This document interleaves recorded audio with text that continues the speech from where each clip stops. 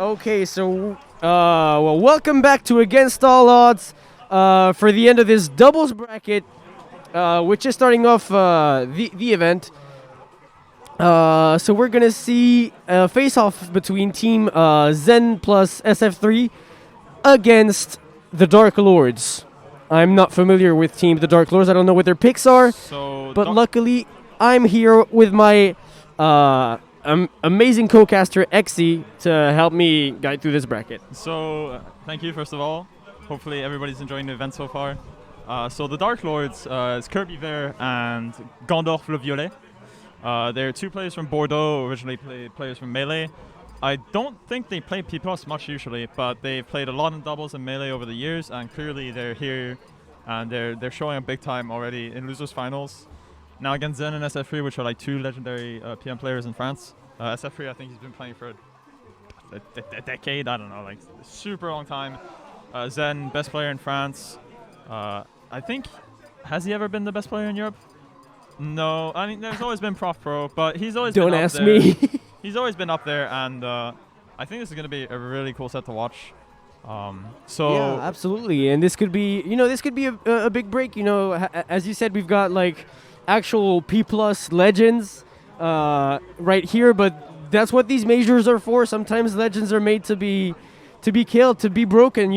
Just yesterday, Glutony, the legendary best player in Europe, and he's like probably top 10, probably top 5 in the world in Ultimate. He lost to a French player in grand finals of a weekly tournament. So that goes to show, legends are meant to be taken down sometimes. Yeah, and that's how history is made. And honestly, like with the experience that Kirby and Gandorf have playing in doubles together, I think they're gonna give them a run for their money for sure.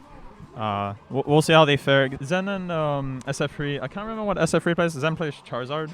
Yeah. But Gandorf plays Ganondorf, and kirbyvert. Kirbyvert meaning Green Kirby doesn't play Green Kirby. He plays Peach. So yeah, quite an interesting tag. So yeah. Sure. Okay. It looks seems like they're our good to players go. are ready to go. And we're starting on Battlefield. Okay. Okay, and no need to adjust the. Okay, they're starting Neutral off start. on their own side. And here we go, game 1 of this best of 5 losers final, opposing Zen and SF3 against the Dark Lords. And here we go. All right. So SF3 actually playing Ike. Okay, I think that's his main, if I'm not mistaken. Yeah, SF3. Yeah, he's been playing Ike the whole tournament, and his team synergy with Zen has maybe not been the best, but they've been able to really control the space around them with these huge hitboxes. Sometimes here and there hitting each other. But like simply mostly winning. Yeah. They've obviously lost one set to get to the losers bracket, but they've been giving a really great performance. And let's see if they can manage to explode the stocks like we just saw right there. Oh my god. So something really interesting about this matchup already is like we have Ganondorf, Ike, and Charizard. These characters like have huge hitboxes, so it's going to be pretty tough to play neutral on like smaller stages together. So they're really going to have to show great teamwork, and already starting off really good for the Dark Lords. Exactly. Okay, they equalize it already. Absolutely. In like people's doubles, the stocks just go flying all the time. It's actually really hard to keep up. Especially when you have like such heavy hitters like Ganondorf. Exactly. Ike, you have these heavy hitters, you have these big hitboxes, especially on the side of the red team. Which are going to be able to pressure the battlefield platforms really easily. Oh yeah, for sure. Especially with their movement mix-ups. I'm thinking about Ike side B, which can be cancelled into like jump and back air, or like up smash or whatever. We're already seeing like a lot of work from the Charizard with Nairs, and then Ike obviously has like up tilts, up smash, Nairs. Like they can cover platforms really easily. I think the only weak link maybe in this is Peach, but with her float, she's going to be able to get some edge guards pretty easily. Yeah, I mean. Oh, unfortunately from Kirby there gets. Oh, and the Wizard Foot gonna. Wait, what? Gonna simply send back SF3 where he came from and through the blast zone. Oh my god! The Rock Croc. He was ready. The two-man Rock Croc. He was ready. He gets hit by the up B on purpose for. My goodness. Is this Charizard to be able to punish him with a down air? I can't tell. The gameplay, it feels so similar right now. Such like big hitboxes, down air spikes. Yeah, but like also they've shown that they're able to convert off of each other's hits on reactions so easily. Oh my god, that up B just like SF3 sent the Peach to Charizard's way and then just juggled into up B, and Peach dies super early obviously quite floaty, so won't have any trouble. What yeah, the hell I feel just like happened? in P+ and Melee, like floatiness or fall speed affects how you die off the top much more than actual weight. Yeah, for sure. And that's actually insane to me. Oh my god, okay. How like in Melee, Bowser dies off the top like more quickly than Fox. Yeah. So, yeah, I'm already noticing Charizard's putting like a lot of work in against Peach. Obviously, doesn't really struggle to be able to catch the Peach when she's up high floating, because he can just down B to get up high super fast, and then his fair will kill Peach super early, especially if she's floating up there. Yeah, I mean, like Peach wants that was to. a really fast game 1. Yeah, absolutely. It was like absolutely explosive, and it's a 3-stock lead in the end for the red team. Like, yeah, I feel like Peach maybe isn't the best doubles character, because like you're a character that wants to control space in like a 1v1 situation where you can mix up your movements at like different heights or whatever. But if you have all these like hitboxes everywhere, like with 3 other players all the time, it's really hard to keep track, and you can just get hit out of your float and whatever all the time. Like Peach is actually pretty decent in doubles, but she plays, like as you said, a lot of control, and she's really good at edge guarding. But against characters like Ike, Charizard that can come back from pretty much anywhere and can also threaten you, I feel like it's going to be really hard for Kirby to be able to. Your movement and punishes have to be like surgical. Yeah, exactly. And they're really going to have to play with each other a bit more. I think it's quite hard to tell what they need to be doing. I think they're going to have to like do a lot of play a lot more together with a lot more synergy and play a bit more safer, because these hitboxes again from Charizard and Ike, like they will slay Peach. Oh yeah, absolutely. And well, our players are taking their time to think about their strikes before getting into game 2. You know, really important phase, obviously. Yeah. And I wonder how the counter pick is going to affect them. They're going to Battlefield again. Okay, interesting. Well, in the first game, Kirby did like SC about 3 times, or at least twice underneath the stage. Whoa, he went for the back throw down there right off the bat. Yeah, he went for that sweet cheese. Wanting, like smelling blood, really going for it all right there. And Gandorf's pretty much holding his own against the Charizard right now. Yeah. Oh, Jesus. I feel like the red team are really confident that they're not going to get like trapped in corner situations against the blue team. So they're opting to go for like sandwich situations and using their big hitboxes to keep them all like cramped together, to make them maybe hit each other, trying to find some options out of there. Yeah. So the most important thing for the blue team, like Peach is going to trade like a lot in this kind of match, but she doesn't want to trade with her own teammate, and she's always at a risk of really just getting screwed over by any of these big hitboxes. So. Yeah, absolutely. And then, okay, they're managing to equalize stocks right after they lose them, so basically no lead for the blue team. Oh my god! That's what he went for in the first game, and he lands hugs! Ganon, like, that's another thing. Also, saving teammates in doubles is really important, and Ganondorf is a character that will struggle to do that. And it's always going to be risky to save your floaty teammate as such a heavy hitter, because you can run the risk of killing them as well. Yeah, and in that situation, it's a Kirby character was that's just really bad off stage. Yeah. Ganon is quite slow. He's not going to be able to like get out there fast enough to be able to save the Peach. God damn. But yeah, like, oh god! Oh, he converts on reaction off of it. Oh my god! So Zen capitalizing off the fact that he accidentally killed his well, they traded in some weird way where like Gandorf and Ike were about to die. Ganondorf barely survived, and then was gonna make it back, but Zen immediately traded back with down there. And oh, okay, we get a little bit of team combos right now from like some good percent builders between the Nair from Charizard and. He spikes him with the ether coming back to stage. That was a little bit too reckless out of the Ganondorf to go for that down air edge guard. Just really wanted to reverse the situations there, and ends up being the one dying off the bottom.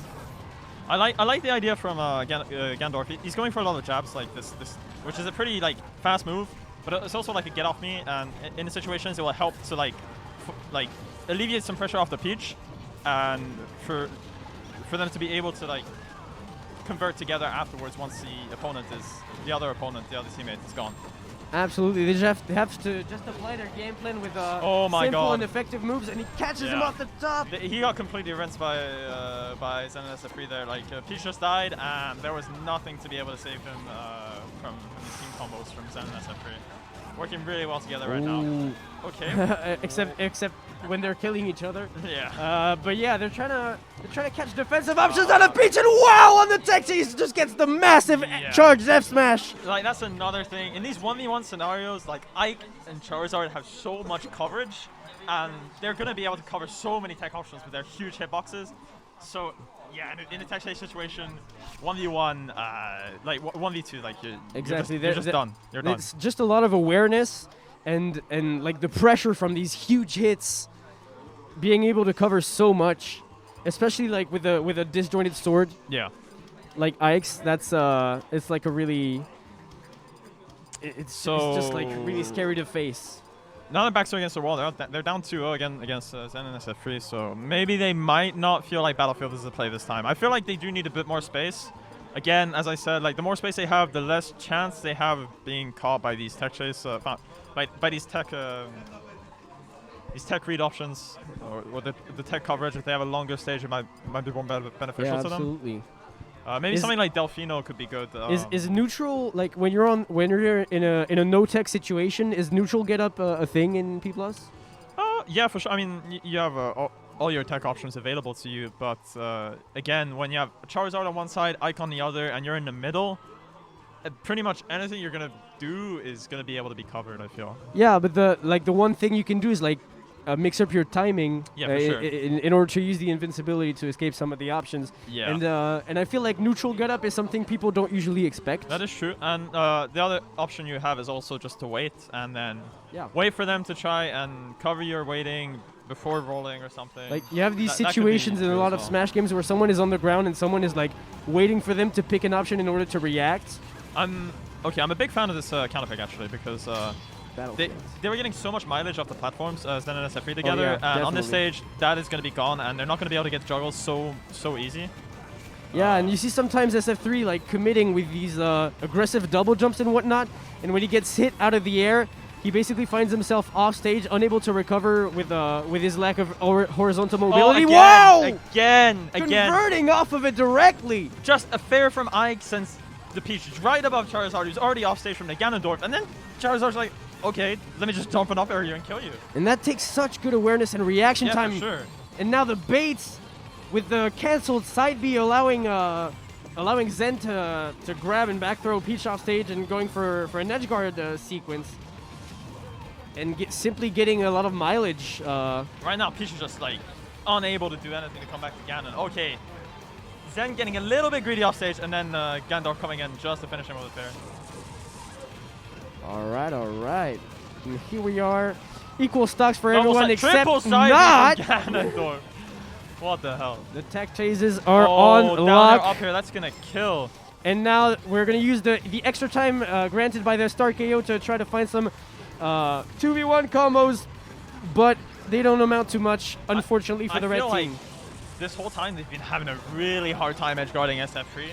Like Charizard, okay, like he has a bit more predictable recovery, but SF3 can really cover himself with his up B and side B. Oh, and snipes the side B with the back air. That's pretty nice coverage from Gandorf. Really accurate punishes. Not gonna be able to lead to much, unfortunately. That's another thing. I feel like the grab game between Peach and Ganon, unless it's in like a clear 1v2 scenario, they're not really going to be able to help each other much. They're always going to risk running into each other's moves. Yeah, that has happened a bunch in the past sets. And Kirby is just going all in on these down smashes right now. Damn! But this is still like a close game. Forward throw, side B canceling the back air. Oh dear. Once again, just a weak hit into the... Just some high-octane combos and movements. Melts. Yeah. Okay, edge guard opportunity now for Charizard. Like, I feel like Kirby's doing a pretty good job at like kind of staying off stage when he can, but he's always able to be caught off guard by the Ike as well. You can tell like all these like combos and advantage phases are really well thought out, and it's not really like autopilot. Oh my god! The ledge drop, double jump, down air! This is, I feel like this is curtains right now. Are we going to see anything fancy from these two players? I mean, I wonder. I feel like I hope so. Like, of course they're going to go for it. Of course. They're not going to content themselves with just some usual shenanigans. Go for the Cinder Punch off stage. Okay. Oh, kills his own teammate, Well, and now that's he not what you finds want. himself Wait, actually. with 2. hold Okay, on. free stuff. Yeah. Wait. Well, Okay, let's go. Up throw. That might do it. That might do it. Yeah. Yeah, that's a start KO. And that is GG's to Zen and SF3 taking a 3-0 over That's the a Dark clean Lords. 3-0. Yeah. Even But with the counter pick. overall, like, still from Kirby and Ganon, it was an incredibly good showing. Like, they beat Lagrange, Mini Boulet, and Eye Punch. Wait, was it Mini Boulet and Eye Punch? Or was it Winek? Wait, was Eye Punch was the Mewtwo player? Yeah. That with the